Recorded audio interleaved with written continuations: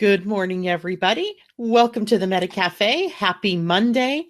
And over the weekend, the sun moved into the sign of Gemini. So happy birthday to all my Geminis out there. Happy birthday to me eventually, as I am also at the complete other end of Gemini. And did you feel that the energy lightened up over the weekend? I hope everybody had a wonderful weekend. I told you going in on Friday that the combination of the moon and Cancer and then moving into Leo over the weekend always made for a great weekend, at least in my experience. And it was a great weekend. Spent it with family and went to a wonderful town just to the east side of the mountains called Winthrop, which is a wonderful place to go. It's always warmer over there. And indeed, yesterday it was about 75, 78, I don't know, something degrees over there. It was really nice. Considering it's cold on my side of the mountains. Good morning, Suzanne. Good morning, Roseanne. Good morning, Mimi. It's good to see you ladies out there. I hope you all had a great weekend and enjoyed yourselves. We thankfully, blessedly, peacefully have a great week coming up for us this week. Although there are a couple of bumps along the way, but it wouldn't be it wouldn't be astrology if there weren't some little bumps along the way, would it? Right? It wouldn't be life if there wasn't some bumps along the way, including a bump this morning. Funny thing, I was drawing cards, for us for the week, and these two cards kind of were calling to me. So I pulled them and then I went, no, that's not right, Janet. They jump out at you. And then the same two cards jumped back out at me. So we have two cards for today and they were upside down. So we have protection messages that would be what happens when the cards are upside down. So we'll take a look at that before the morning is over. And we start this morning with a void of course moon. I totally, completely, and utterly missed this one. It began last evening at 8:30 p.m. my time, so 11:30 p.m. For you folks on the East Coast. And it doesn't end until this afternoon or this evening, 7:03 p.m. my time. So it's an approximately 24-hour long void of course moon, and that means for you all on the East Coast 10 o'clock this evening, 10:03 to be exact. And at that point the moon will move out of Leo and into Virgo. And the very fact that the sun has moved into Gemini is what I think really helps us to break up some of the more conflictive and confrontational energies that we've had over the last couple of weeks, especially with the whole idea of Taurus being the new home for Uranus and some of the squares between Mars and Pluto, and just the craziness or not Mars and Pluto, but it was Mars and Uranus, and the craziness that brought up for us, and some of the explosive energies. And this week, now that the sun is moving into Gemini, as I look around, there's really nothing that Gemini is in a square to or an opposition to. There may be some minor discomfort little spots as we go through, but not necessarily anything that's major. So hallelujah. The next thing we need to look at would be Mercury. What is Mercury doing in all of this? Why would we look at Mercury? Well, because Mercury is the planet that rules Gemini. And so as we look at that this week ahead, Mercury is in Taurus. So this is where I say there could be some little possibilities of things that come up. Good morning, Michelle Gay. It's good to see you out there this morning. Michelle and Londa and I and another lady named Stephanie spent Friday working on the transformation game. And I don't know about you, Michelle, but I haven't even had a chance to go back and examine the work that I did that day and during the game. But it was profound. I'm pretty sure that there were profound messages that we all got through the game. And it's always amazing to me how it works out, how the game plays almost itself with the energies of the people involved. It's crazy. So Suzanne, I know you were buying the game. I hope you get it soon. And then if you need help figuring out how to play it, let me know and I'll be happy to help you. So back to our friend Mercury in Taurus. He's in the middle degrees of Taurus for the week, and that's a good thing because the beginning parts of Taurus are where Uranus is, and he's far enough away now. He's not necessarily picking up any of that energy, and Venus has moved out of the way a bit, so we're looking good. We're looking good for Mercury. He will be making a sextile to the planet Neptune, and that means for us that we may be speaking from a more highly spiritual place this week. You may be, in one of those times where you say, wow, I don't know where that came from, right? When words tumble out. Now, let's hope they're uplifting and powerful and beautiful words. And with Neptune, they usually are, because Neptune brings us to unconditional love. And it's the higher order of spirit that we're looking at when we deal with Neptune. And so if we're putting Neptune and Mercury in a favorable aspect to one another, which we are, that means that we can speak from that higher place where we can speak more from spirit. And Mercury will also find itself in an opposition to Jupiter this week. That kind of grows the optimism and the communication between people. Good morning, Marlene. It's good to see you out there. And communication is, last week maybe communication was lacking, as maybe we were all just trying to keep up with the crap that was going on in our lives. And maybe we were, being side-slapped and all the energies that were going on. This week, it will be something better for us in terms of being able to slow things down a little bit.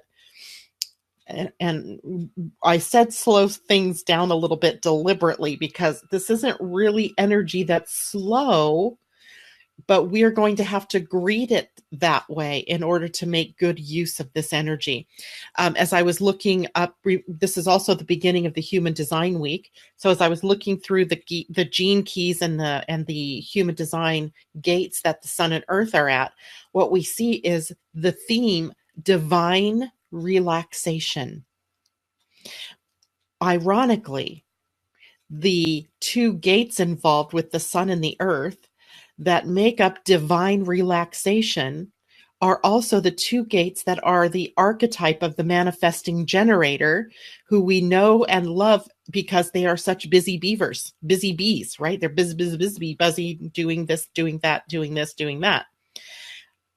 So isn't it ironic then that divine relaxation is the theme, but it's also what makes up the manifesting generator? So we'll have to talk a little bit about how that plays out. Let's see. We also have Mercury trining Pluto this week. That's a great combination of being able to be centered in your own power, being able to speak from a power position. And when I use the word power, I don't mean it in the terms of where a hierarchical type of way, where I'm above you and I have more power, so you get to do what I say, kind of thing. That's not what I mean by power. When I have true power isn't coming from force. It isn't coming from a place where I have to overtake anybody else's energy. It's coming from a place deep within me where I know what's correct for me, and where I'm living from authenticity and from my own inner authority, and not from a place of I have to take from you in order to feel powerful. So we get that. And remember, Pluto's in retrograde motion. We talked about that last week. Remember, when Pluto is retrograde, it's about ourselves becoming empowered from within, right? Releasing ourselves from the places where we've got ourselves bound up so that we can become powerful in our own right. And I got to share with you guys something that happened. I think the only damper, if it was even that, on my weekend, I think I told you that I had, from working with Angie's group, gotten, I don't know, upwards now of 65, I think it is, charts that people requested from me over the weekend, from last Wednesday, Thursday, all the way through the weekend. And if you're one of those people that hasn't gotten yours yet, you will get it probably sometime this afternoon. I only have like 7 or 8 left. But it was very sad, because I got a note back from one woman who, as I looked at her chart again, she was a generator. I'm a generator. Lots of you out there are generators. And she said, well, this is really sad and disappointing. I am really sorry that I requested this information, but thank you for sending it to me. I mean, I just was knocked totally off my center for a moment. And I went, wow, she didn't say much other than that. So I wrote back to her and I said, well, could you please tell me what it is that you find sad in being a generator, or in this type, in any of the types? I don't find there's anything sad about any of them, but for her, that's what her experience was. And so I really wanted to understand what it was that she found that was so sad. And two key things to being a generator is what made her sad. One is that the theme of the generator when they're not living their life path correctly is frustration. And the second part that she took exception to was the energy of responding to what shows up in your outer world. And of course, in the little descriptions that I send, there's not a whole lot of meat that you can actually, put your teeth into, because it's personalized. And a reading is personalized where the basic information that I send out isn't. So I tried to smooth that a little bit for her, but I haven't heard back yet.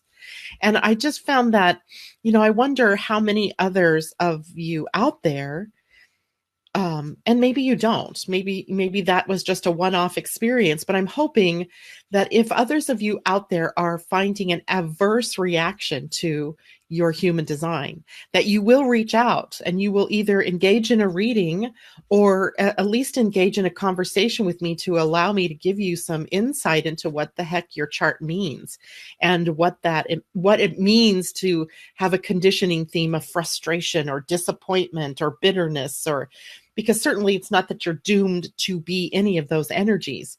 It is really kind of like the compass pointer, right? When you're lost, you want your compass to point true north so that you can find your way back to wherever you were from. Frustration, disappointment, bitterness, all of those, anger for you as a manifester, all of those things are acting like the compass point. They're telling you, whoops, you've swerved out of your lane, right? You've gotten off path, right? That's what those energies are about. And so I know for myself that when I start feeling frustration, something's gone wrong, right? I've gotten into my head. I have been just doing, and not really paying attention to what I'm responding to. I'm pushing the river when I'm not meant to, et cetera, et cetera. And I'm going to take a look at some comments here because some people are saying some really interesting things. Lila says you can't please everyone. Making 64 out of 65 people happy is pretty good odds. I'm hoping, Lila, that the other people were happy, because I didn't hear from a couple of them I did hear back from, and they didn't have a negative response. So that's pretty awesome. So thank you for that. Roseanne says, I totally needed clarity on my chart for sure. That's a good point, Roseanne. I think maybe sometimes the knee-jerk reaction that we have when we see something like that, something that's truthful, that we at first want to push it away because we go, I like thinking of things and taking action from them. Even if they're blowing up all over my life, I don't mind doing that because I'd rather be someone who is able to take steps forward. And I think sometimes people think that if you have to wait to respond, or for projectors, you're waiting for invitations, that means that you're not doing anything in the short term. But that isn't true. While you're waiting for these big things to happen in your life, or for these things to respond to, or those invitations, you're living your life in joy, right? You're doing whatever it is that's in front of you, playing with your kids, playing with your grandkids, doing your art, sewing, reading. Outside right now is a great time to, garden, etc. So there are plenty of things to do while you're waiting for those invitations or those things to respond to. Mimi says, bless her, perhaps this lady refuses her personal truth. And that's what that crossed my mind as well. And it crossed my mind that maybe she's experiencing something out of the energies of the past couple of weeks that has her confused or down. And again, if any of you are feeling that, reach out to someone. if it's not me, you can reach out to anybody, right? A friend or another person that you trust to be able to give you some kind of guidance, because these last few weeks have really been crazy. For some people, crazy in a great way. For other people, crazy in such a busy way they haven't even been able to think about what's gone on. And for other people, it's been crazy frustrating and crazy making. Right. So reach out. Jana, it's good to see you out there this morning. She says, keep in mind that people have their own expectations about readings, and sometimes the info doesn't align with what they wanted, so they are disappointed. Right. That does happen. It happens. There are times people, react that way. But she didn't even have a reading. She just really kind of got the first little, piece. By the way, Jana, I wanted to invite you to come on and talk to us. Jana has started something new called the Good Vibe Tribe. I love the name, and I want her to be able to come on and explain it to you and see if it's something that you all want to participate in. And Jana, I hope I didn't just jump out and invite people to do something that was a closed group, but if you are open and amenable to coming on and talking to us about that sometime, maybe this week or next, let me know and I will bring you on and we can find out all about the Good Vibe Tribe, because I just like the name. And because I know that the work they're going to be doing is awesome. Londa says, I had a client last week also knocked me off center for a moment, asking for truth and understanding what your soul's ready to release and be transformed so you can move through things that have held you in stagnation. It's interesting, but people need a little TLC. Absolutely. So that's where we can give divine assistance. And that's ultimately, Londa, how I had to look at this with just an open heart and not going, you're an idiot, right? No one would want to hear that. And so it was that, probing what's going on here, that this is so difficult for you, and love. Jana says it's an open group and I would love to jump on. Woohoo! So I will contact you after the show today and see if we can't schedule a day. Roseanne says my chart is crazy. I think everybody's chart is a little crazy, Roseanne.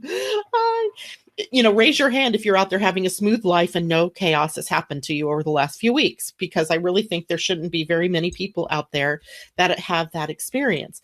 That's why this week is so beautiful, right? Divine relaxation. Whew. But let's jump into the irony of all of this, right? Because the sun is what's at gate 20. And let me see if I can bring up my little human design chart to show you guys this. So here's our sample chart. 20 is up in the throat, right? Right up here. This person does not have gate 20 defined. It's open. And gate 34 is where the earth is, and it's right here, right on the corner of the sacral. When we see those two connect, right, straight up to the top like that left angle, they are manifesting generators. The sacral, as you know, is very busy. It is a place with this sustainable life force energy, sort of this engine that is always raring to go. And that energy in a manifesting generator, when it connects to the throat, ideally connects them with power, right? That inner power, that inner manifester that is following manifester in that, because it's the throat, not because of the type. So I don't want to get mixed up in the terms. But the manifesting generator has a connection directly from from the sacral to the throat, or from any of the motors directly up to the throat. So at gate 34, when it's busy, we ask the question, busy doing what? Right? Busy doing what? Because sometimes a manifesting generator can just get so busy, they're just putting out one fire after another. And as they're putting out a fire, another one is burning, or they've created a whole nother one. And all they're doing is scattering their power, scattering their energy around. So for the manifesting generator, it is that connection up to the throat that can save them, that can actually see them using that incredible sustainable life force energy that they have in very powerful and empowering ways, and using the energy of divine relaxation, which, even for me makes me go, ooh, that Gemini, the mind is always busy. And that busy energy can sometimes create that sensation of having to jump from one thing to another, where if you can just stop for a minute and breathe and get back in focus with yourself, then you are able to take action on the correct things at the correct time, right? And in the correct way, using your energy in a very powerful way. So, guess what? Every one of us this week, every one of us, whether you are a projector, a reflector, or whatever, have this channel connected. So you suddenly have that. Thought I had the wrong chart for a second. You suddenly have your sacral defined and your throat defined. So all of us, in essence, are taking on the lessons and the energy of the manifesting generator, the archetype of the manifesting generator this week. Now, that could be very confusing, right? Very confusing. If you're a reflector, a projector, or a manifester, and you don't normally have energy at the sacral, this can be you getting engaged in a whole lot of busy, busy, busy energy that ultimately can wear you down. And if you're a generator this week, you have now this connection already right up to the throat. And you may be very tempted to just be taking action on everything that shows up in your world without asking the authority in you, the spleen, the emotion, the will center. What is the correct thing for me to do? So everybody this week that isn't a good morning, Michelle Brooks. Good to see you out there. So everybody this week who isn't a manifesting generator already is going to feel like they have this manifesting generator energy to work with. And, I know that this is an internal thing that is happening as well for me, because I already feel like this butterfly kind of feeling, butterflies in your stomach as you're anticipating something. Like, I already know I have a busy day today. I have a busy day. I have a busy week, but not overly terribly busy, just busy enough that if there's anything else that I get myself involved with, I may lose my focus. I may lose my divine relaxation. And there's something else that's interesting about the gate 20. It is the final gate in the mystic circuit, which some of you are, as my coaching clients know, that the mystic circuit is this, or the mystical circuit is this circuit that's running through all of us as human beings in alternate times, creating openings for us to walk our divine life path and to seek the answers to life's bigger questions. And the final depositor, if you will, of the energy in that circuit is up in the throat at gate 20, the gate of power. So ultimately, through that circuit, we find power when we are moving through the enlightenment path of our lives. So it's the final gate of enlightenment where we find that power is in divine relaxation, and that it has nothing to do with what you do, but everything to do with who you be. It's kind of like a little joke, right? We all think we have to be and do. When we ask each other, when we meet each other, we are often asking, well, what do you do? No one's ever asked me, Janet, who are you? Who do you be? That's not the question. It's usually, so what do you do? We're always interested in what the other person does. And it kind of disposes us to being thinking about ourselves in terms of what we do instead of who we be. And so this is a week we get to take a look at that in a deeper way. There is a lot of energy in the week. So I want everybody to be aware of that, and that energy isn't to be used willy-nilly, but with consciousness. Let's see. There was something else happening. Oh yeah. But we're probably going to talk about this more next week, because next week we are moving into a time where the nodes, the South Node and the North Node, are going to move. They spend a more extended period of time at a gate and or across the channel.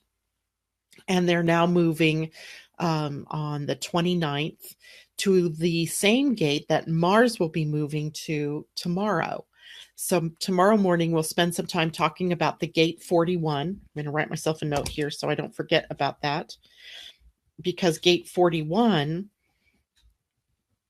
is the gate that opens up the human design year. So the human design year, the calendar new year, and the astrological new year, and the Chinese astrology new year, as I've just realized, are all different opening points into the year. So interesting that Mars, the planet of action, will be sitting at that gate. So we'll want to take a look at that, see what it means for us, and how do we use that energy. So let me move really quickly into what's going on today in the sky. Not very much. I don't know if you all got a chance to go outside last night and look. The moon is gorgeous out there.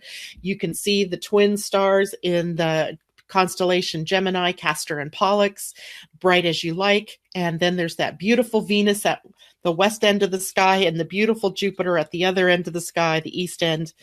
Beautiful stuff, right? We can't make up this stuff. You go and you look and it's just awe-inspiring. So what we're moving into today as we get into the evening is the moon will be in a square to the sun. And that doesn't happen until after 7 p.m. Pacific time, 10 p.m. East Coast time. This is a good thing for you guys on the East Coast and maybe even for us. Because remember, the moon, when it squares the sun, means we're 1 week, 7 days into the new moon cycle. And we hit the first crisis point, if you will, in the cycle of the moon and the sun. And it is the crisis of action. So having come to maybe a new something that you wanted to create, opening to a new portal or a new gateway, you reach the first point at which action is blocked in some way. And we have to work through what it is that we need to do in order to release the fear, the block, the limitation, the resistance that we're getting to creating whatever it was that we wanted from the new moon or whatever opened up for us at that new moon. So there's a little bit of evening scritchiness, if you will.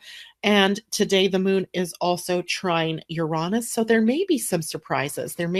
And surprises are not always bad things. Sometimes Uranus brings us surprising things, like that lottery ticket that you've been sitting on that you haven't scratched, and you scratch it and you go, oh my gosh, I'm a winner. That kind of thing, right? It can bring us good surprises. People calling you up that, open up doorways or something for you that you didn't expect. So Uranus isn't always something that brings us, those surprises that drag us into anxieties. No, sometimes Uranus brings us surprises in the form of gifts. And that's a possibility today as well. That because there's an implied between the moon, her timing, and the planet Uranus. And the sun's in Gemini anyway, so that lightens things up. And Venus is in Cancer. She is preparing us for a trine. I think I spoke a little bit about that on Friday. A grand water trine moves the emotional energy, the psychic energy, the compassion energy, love energy in a very powerful way through us. And that's also happening in the background of this week as this begins to build up. So great, beautiful, loving and lovely energy in the behind the scenes with just a couple of little blips along the way. And we'll get more into some of the human design aspects of that later. I want to save a little bit of time here to go through the cards I chose. If you are just joining us at the beginning of the day, sometimes these cards are so irritating, but I love them. But sometimes they'll do things like give me mixed signals, like the two cards that I thought I pulled right out. They were kind of hanging out of the deck a little bit. So I grabbed them and I looked at them and I went, well, that's not how it usually happens. So I put them back and then I shuffled and these two fell out and they were the same two cards, almost like, divine humor here as well. Like, ha ha ha, you thought you didn't want these cards, but you get them. And they came out upside down both times. But I'm going to show them to you right side up. The first one that popped out was called the Tribe. Let's see, how can I do this one? Maybe back here. So there we go. Maybe that's better. Good morning, Kristen. And we see the Tribe, and it's all the cards are beautiful, right? We've got the giraffe, and we've got little baby giraffe, and we've got other animals around. It's like everybody's, gathering. It's the card number 8. But it was upside down, so it was in protection mode. So let's look at what the overall meaning of the card is. The essential meaning is community, belonging, being seen and understood by others, like-minded connections, a sense of family and friendship, knowing your place in the world. In the protection mode, it says, whenever you're in a community of like-minded others, there is a powerful opportunity to reap great abundance. Wrong message. Beware of compromising your integrity in order to belong. How do you dim your light or change yourself so others will accept you in the tribe? Do you hide who you really are in order to play a role within the larger whole? This will never fulfill you. Now is the time to assess your willingness to be real. Stand tall, be you. Authenticity is true self-expression and the only way to empower yourself. Don't be afraid to be yourself and step into the role your heart tells you to take. Making yourself small bears too high of a cost. And by the way, this is the Wisdom of the Oracle deck by Colette Baron Reed. And that, I think, is a very interesting card for us to look at in the context of the energy of the Human Design Week, where empowerment is ultimately what we see in Gate 20, where the sun is. And the other card that I pulled is also a beautiful card. It says, "No place like home." Lovely little house hanging like a bird house with the crescent moon in the background. Beautiful blues. It is card number 50. So it comes toward the end of the deck. And it was also upside down, "No place like home."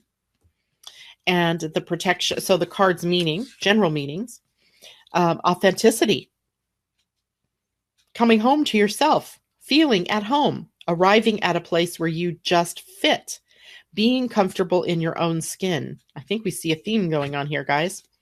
The protection message is, there are times when what is familiar and known is not the best choice. Human beings are memory-driven creatures, and we all look for certainty, for what we know, even if the qualities we seek in other people and in external conditions are expressed in unhealthy ways. Avoid being too eager to find home. Choose something unfamiliar and trust that there you will find a new normal that supports your spirit. Remember, if you do what you did, you'll get what you got. Do the opposite of what feels right, even if it's uncomfortable, because what feels right is really what feels familiar, and you will attract and be drawn to the very things you don't want anymore. This time will not be different unless you do something different. Interesting, right?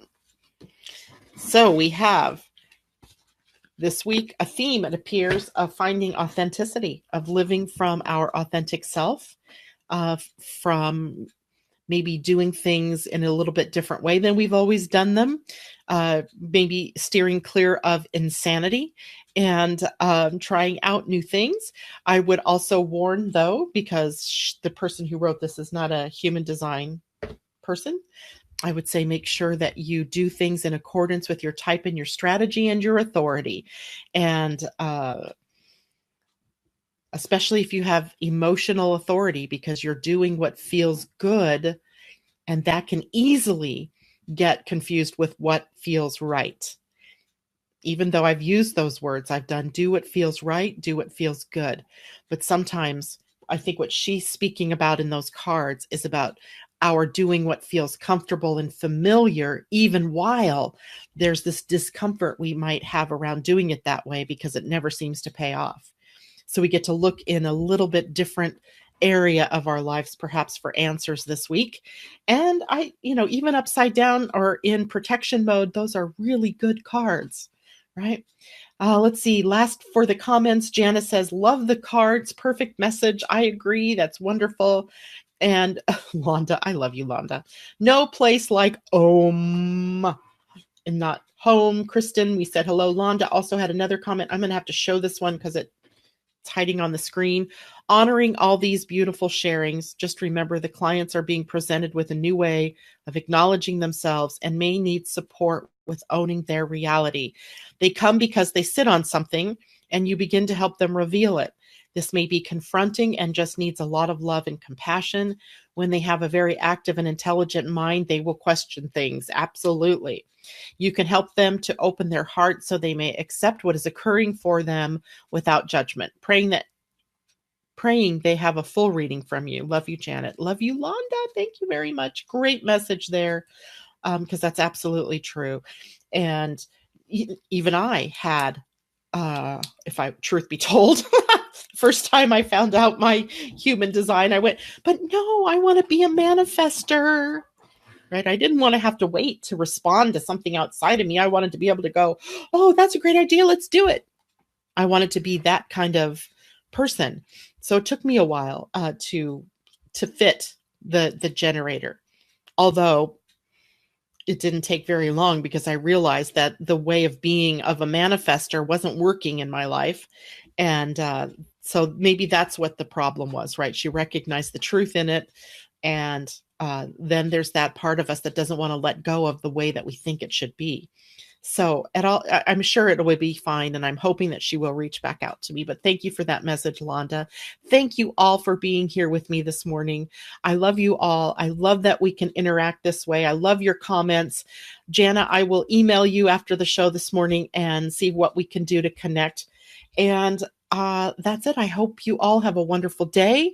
Let's make it a wonderful week, and take care. I love you all. Bye for now.